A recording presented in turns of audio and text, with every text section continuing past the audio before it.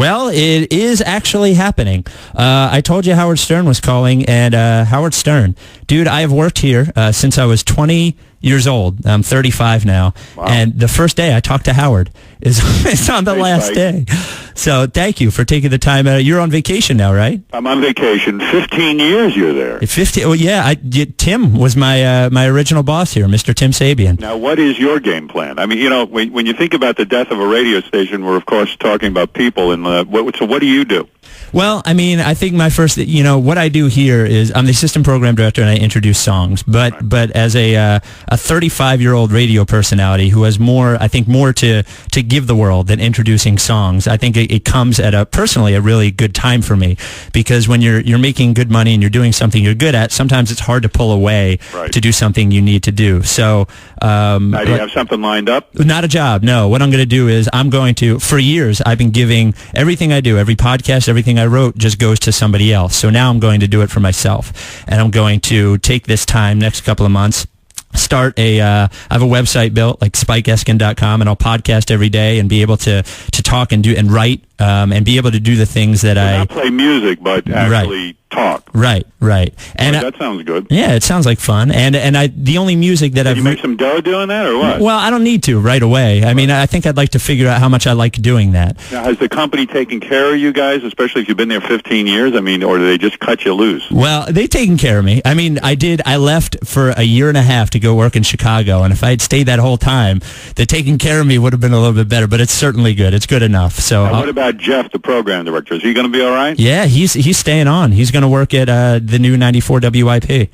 I see. Okay, so now today's the last day you play music? Yeah, and at 3 o'clock today is the last. That'll be the very end of 94 WYSP. Well, I'll tell you, I feel, on the one hand, I feel kind of good that in terms of like mornings and the ratings and all of that Philadelphia was so good to me. I love WYSP. It's very strange to hear that WYSP is not going to be there anymore, because I had dreams of being on the radio since I was 5 years old. But then when I went to college and I dreamt of being on the radio, there were certain radio stations that were legendary, like WBCN in Boston, which is no longer music, and WYSP and WPLJ in New York and NEW and all this, and MMR. This was like my dream. If I could one day work at WYSP, it would be nirvana. I mean, I couldn't even imagine when I was starting in radio. And I didn't know anything about Philadelphia, but even as a kid, I knew Bala Kinwood, because I knew that was the address for WYSP. I used to look it up and say, one day I'm going to send a tape there. You even say it the right way. Did I say it the right way? Yeah, Bala Kinwood. Yeah, and I that's because Kid Chris coached me before. By the way, I should mention Kid Chris. He called me about an hour ago. Yeah, Kid Chris and I are friends. And he said to me, there's a website, and he goes, guess who they don't mention on their website? He told me. WYSP. I said, who, me? I figured me. I don't know. I'm always the enemy. And he said, no, not you. He goes, you're all over it. He goes, they don't even mention my name that I was on the air there. So I said, well, I'll mention your name that you were on the air. What do you think that's all about? Well, Chris takes a little bit of pride in the fact that he doesn't get mentioned. Chris likes being the enemy a little bit, too. I think he was hurt, and then he was also honored. Yeah. So he just called me he's in Atlanta now. But, getting back to this point about WYSP, these were radio stations that, as a young broadcaster, I could only dream of being on. And this was my lofty goal, to get on WYSP, even more so than WMMR. And I think WMMR was more like a serious rock music station, and YSP represented to me more of a album rock kind of thing at the time, and it seemed like a place where I could fit in. And all I dreamt about was playing the music and maybe getting on and having like a little air shift or something. But that was out of my reach, but that was something I aspired to. And now these radio stations won't be there anymore. And on the one hand, I'm very grateful to Philadelphia, because, a lot of people used to say, if you just get on the air and talk, you could have Howard's ratings. And it turns out that Philadelphia really responded to my morning show. And you know how grateful I am for that, because that started me on my syndication road and enabled me to be heard throughout the country, and certainly expanded my career. Such an honor to broadcast on WYSP, to be a part of it. I can't tell you how it excited me when we first got on there, and even all the years later when we hit number one. These were huge milestones in my life. I even keep a little calendar, and on it are the dates that when we hit number one at WYSP in Philadelphia, and it reminds me every year that, like, wow, that was a big time in my life.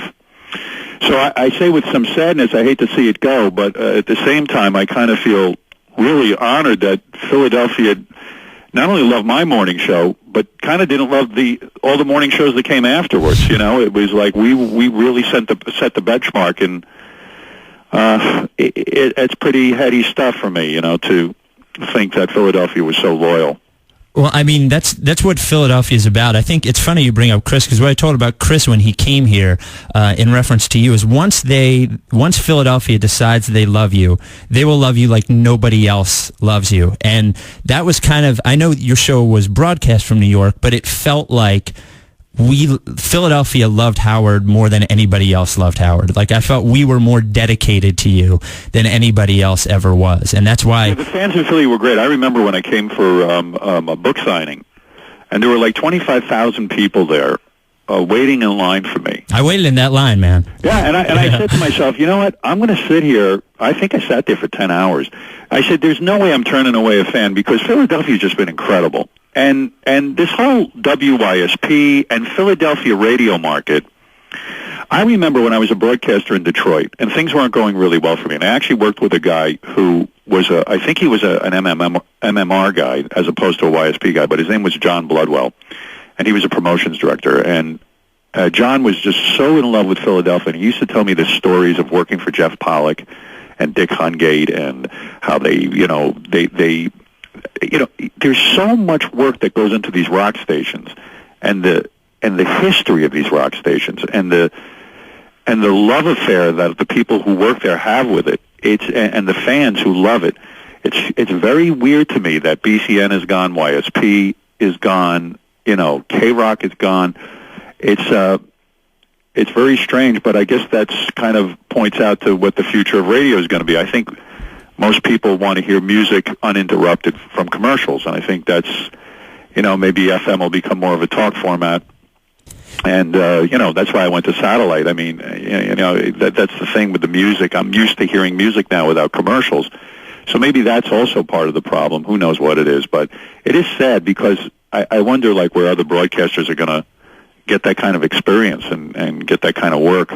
Well, do you think that if the FM band becomes more of that, do you think there are enough talented people to fill up a full band of people talking? Like, I've always thought that the worst thing that's happened in radio the last several years is that people that are talented enough to do that started doing other things, that radio really wasn't the place for them anymore. And it's hard for me to comprehend. It's hard enough to find one morning show, much less a station full of people talented enough to just talk that whole time. Well, I think the perception, you're right, the perception of radio executives is that, we'll just get some guy on who's got a radio background, and we'll put him on the air, and he'll talk, and everyone will follow. And it's not that. The art of conversation and the art of being funny and really putting energy and effort into your show and thinking about what it is you're doing, it's tremendously exhausting, and it takes a lot of years of practice before you get really good at it. And I guess I kind of resent this attitude that, we'll just throw a guy on, and we'll put him on the air, or we'll take a comedian and stick him on the air. No, radio guys are very unique, and you need to go through a long, long process, hours and hours of honing your craft and honing your skills and really pulling it together. And it is hard to find guys who can do a morning show now, because they don't, most companies don't even want to put up with any nonsense, or they don't take any risks. I mean, look at my own career. It became so oppressive. The government, the situation with the FCC, all of that was such a nightmare, and you had to put up with so much, and it just becomes fatiguing, and you start to, as a creative person, go, I don't even know that this is the right venue for me. I don't know if I should be on the radio. It's too oppressive. Every time you try to make a joke, it's so damn serious that everyone gets all offended and stuff. So it's a very complicated thing, and that's why I think you see the end of YSP. There isn't a farm team, so to speak, where people come up and, you know, and it's not like there's a pool of people to choose from who are good at the radio. But there are many talented people in radio. A lot of them are driven out. A lot of them just can't make a living. It's very difficult nowadays. Do you think the pendulum eventually, you talked about, you know, the censorship that you had to go through, which got, you know, after everybody points to the Janet Jackson incident, is after that it got crazier. Do you think the pendulum eventually has to swing back? If it swung so far that way, do you think eventually that it's got to go back the other way and it's got to loosen up? I mean, but, you know, corporations, listen, you can understand why corporations and radio companies are afraid of the FCC. The FCC licenses, you know, they can take away a license. And so they shake in their pants, and they don't want to go up against the government, and they don't want to say to the government, what you're doing is not correct here. It's a free marketplace, and what are you so uptight about? I mean, if you remember, I first got fined because I talked about a guy playing the piano with his penis. I mean, it sounds ridiculous now, and it's just unthinkable that corporations have to buckle to this kind of pressure, but I understand it. There's a lot of money on the line. These radio licenses are worth a lot of money.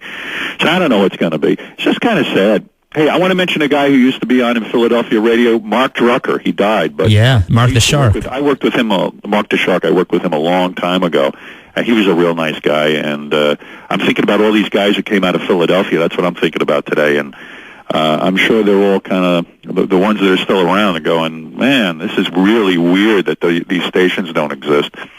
But, you know, I guess it's progress. Who knows? We had Pam Murley in early in the week, and one of the... I remember her. Yeah, and she did an hour on the air, and one of the things she was most excited to talk about, she played a clip of it, was that she got to interview you on the air, and she said that Tim told her it would only be 4 or 5 minutes, and we played the clip of you just telling her what a big fan you were, that you used to think about her and listen to her while you were alone. It was the funniest thing I've ever heard. I did when I was in high school. I used to listen to her on WLIR radio. That's funny. And, yeah, she had a really sexy voice. I never actually saw what she looked like or anything, but I had a lot of fantasies. That's, you know, that's what's so cool. I mean, I'm in love with radio. I've always been in love with radio, and I can't imagine that love ever going away. I always was fascinated by the guys who sat there and played records or spoke on the radio, and, you know, I truly love the medium, and all of this change is really... I'm nostalgic about a station like WYSP. It's hard for me to imagine that it's not going to be there.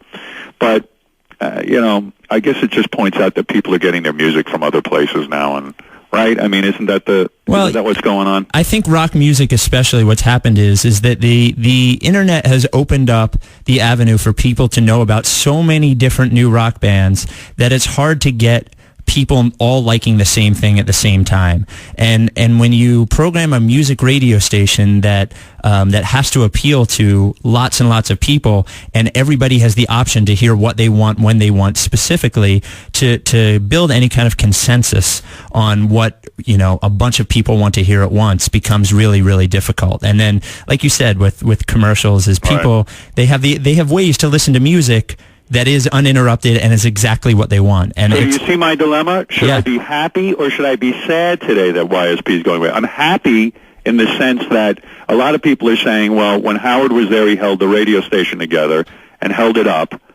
And because of the massive morning audience, it kept the whole thing going. And then on the other hand, as a fan of radio and someone who's nostalgic for the whole WYSP thing and what it meant to me, I'm sort of sad. But then again, I think I might have been even more hurt if some morning show came in and was super successful and everyone forgot about me. So I have trouble deciding whether I'm happy or sad. But I think I'm sad. I miss the idea of WYSP being there. Well, for me, I choose to be both. And this has been my whole adult life I've been here. I mean, WYSP started for me when I was 14 and listening to Howard Stern on the way to school when I shouldn't have been on the bus.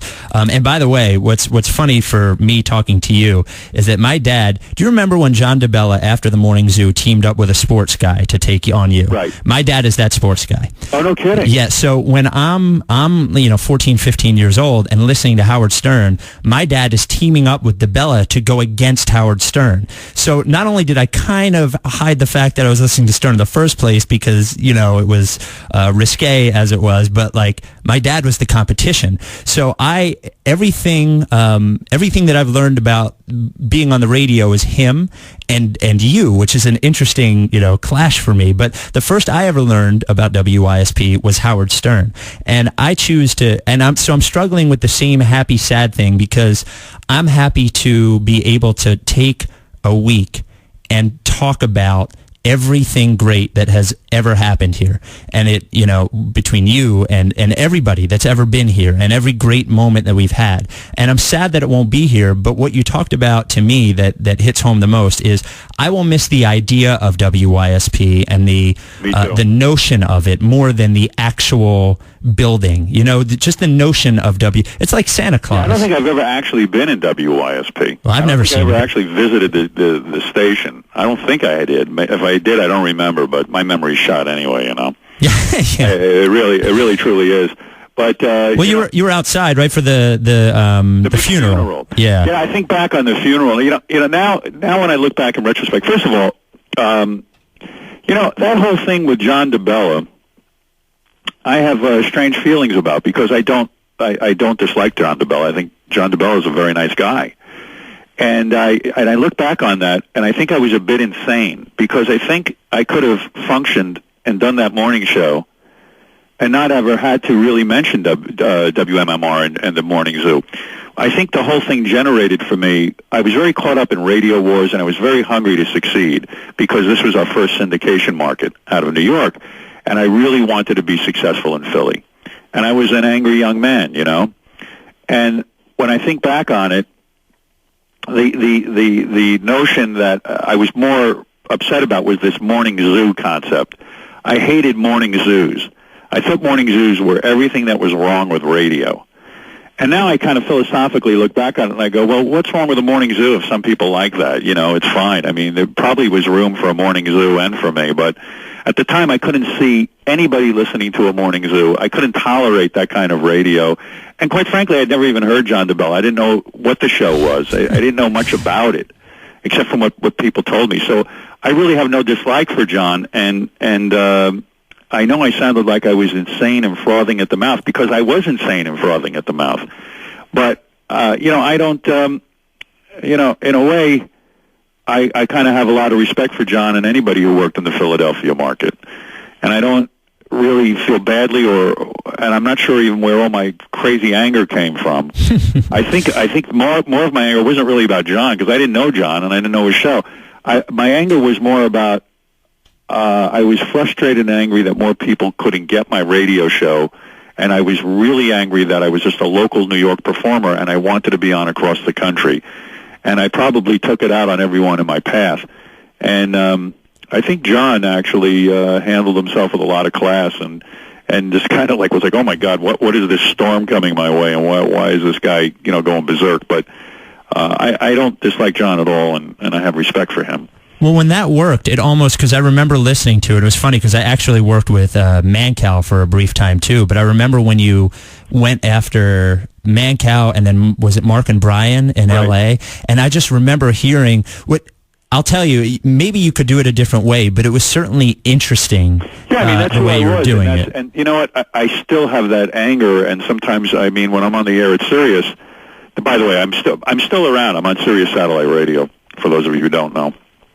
And I suggest you listen to me every day, and for God's sakes, come over and listen. I'm entitled to a commercial. Absolutely. Right? I know on terrestrial radio they get crazy when I mention satellite, but terrestrial radio hasn't gone anywhere. They're doing just fine. They let you do it for a year. You can get 5 seconds of it during my show. So absolutely. But you're right. Like Mark and Brian, for example. I was angry with I had this intense rage because I was angry with them because I felt that they were doing a lot of what I was doing, but getting noticed by the Hollywood community and getting all these great opportunities, and I was like, that just didn't sit well with me. And Mancow, I just disliked him. I disliked what he, Well, he's a phony. Is that I don't really know him all that well either, but I just know I somehow got into it with him, and I got into it with all these guys. And a lot of it was genuine. Don't get me wrong. I was genuinely enraged. I never went on the air and was a phony but but I'm not sure what the hell all that rage was about. I don't think it was about the individual person like John DeBello or Mark and Brian. I think it was more about my rage about the radio industry and about how slow it was at keeping up with me in terms of wanting to syndicate. It was infuriating to me that I wasn't on in every market in the country. It goes on in television all the time. Why couldn't it go on radio? And now we're quite used to it. We're used to seeing people being syndicated. They see that there's a lot of money in it. But boy, oh boy, when I wanted to do it, everyone fought it tooth and nail. They really did. Well, I'll tell you what I related to as, and I don't know that this is where it came from, but as a teenager, as a teenage guy that wasn't popular, you build up a lot of rage as you get older, and it takes a while and different ways for you to kind of release it. And some people did it like, I listened to heavy metal when I was, in my teens and 20s, and it felt, for me, the reason that I related to it is that you were taking down the popular kids that didn't deserve to be popular, and that's where I thought it was cool, because I felt like you were fighting for me, like you were an underdog, you were a regular guy, and that's where my anger came from as a kid, and that's what I heard in you when I heard you do that. A lot of people responded to that anger, and believe me, I still have it. I'm in the psychiatrist's office 3 days a week trying to calm that rage down. I don't know how people do it, but I just get that intense anger sometimes, and because I am passionate about radio, and the fact that I love it so much, I can just get worked up over the littlest thing in radio. So my temper came out on the air, and it made for good radio. I knew that, but sometimes it would just take up so much of my energy, all that rage. But man, those were exciting days. WYSP and getting on the air there. I can't tell you how jacked I was, and perhaps it was the highlight of my radio career, getting on in a new market and having the ability to reach into Philadelphia, and with the promise that if I did well there, that it would happen in other parts of the country. I was on fire, and nothing would stop me and nothing would slow me down. And do you remember finding out how you found out what the process was of getting on here? Do you remember a moment finding out you're going to be on it? Yeah, I kind of do. It's all a little bit hazy and foggy. I know Andy Bloom seems to have his take on it. I love Andy, and Andy is a huge part of the success. He did a great job of integrating our show in with the rest of the station, as did Tim Sabian, who works with me now at Sirius, and Andy and Tim. But the way I remember it is, when I got on the air at NBC Radio in New York in 1981 or something like that, my biggest ambition, I went to the bosses at NBC every day and said, you've got this network. Why can't you put me on the network? Well, we can't put you on. You're local. You're New York. You're so New York. I go, no, I'm not. I worked in Washington. I was number one. I worked in Hartford. I worked in Detroit. What is it about New York that you think is so local? I don't talk about the local high schools or the local game. I don't care about that stuff. It's a national show. And they would fight me on a tooth and nail. They go, well, we'll give you a 5-minute little blip you can do, and we'll take a portion of your show. I go, no, just put my whole stupid show on and let whoever wants to run it play it. And they would fight me on it. So then when I got to K-Rock in New York, I began this droning, nagging, whining way that I have with, Mel, and said, please put me on in Philadelphia. I can make you guys some money. We could be a number one show. No, it's too local. It's local. Everyone would local. And so I nagged and nagged and nagged, and I don't know, somehow, finally I got my way. And then when I was told I could do it, it was like I was beginning all over again. Like this was it. And in fact, that even added to my rage. I went, oh no, the people in Philadelphia don't even know what I've been doing. I have to go explain myself. And for them, it's like I'm starting over day one. And every time we started in a new market, it was like starting over day one. And the whole process was rather frustrating, because I was like, why can't they just turn on a switch and let me be heard all over the country so that everyone would be up to speed with the show? But Philly was the start of a lot, and Andy Bloom was there, and Andy did a great job, and who else was there? I mean, there were so many people involved with it, but it was really a great highlight in my life. So, goodbye WYSP, and goodbye to all the fans. The fans, I just want to address, and the reason I called in today was to say how incredibly loyal you've been to me. For those of you who haven't followed us over to Sirius, shame on you. But there's still time. We're on for another 5 years, so would love to see you over there. And quite frankly, I'm very, very attached with the audience in Philadelphia. I feel very, very emotionally connected to that audience because they did support me. And when I came there for the, when we turned #1 for the funeral, and when I came there for book signings, Philadelphia just was way behind me. And WYSP was a great, great opportunity for me. So for all you guys who are still working at WYSP, I'm sorry you're losing your jobs. If I was there, you wouldn't be losing your job. Let's remember that. And to all the guys like Kid Chris and everyone else who's been sort of, holding down the ship, for those guys who came and left. And, this is a great tradition, and I think any of us who have worked at WYSP should be really proud of ourselves because, you know what, we poured our heart and soul into it. And a lot of times, like you say, the physical building means nothing, which is true. It means nothing.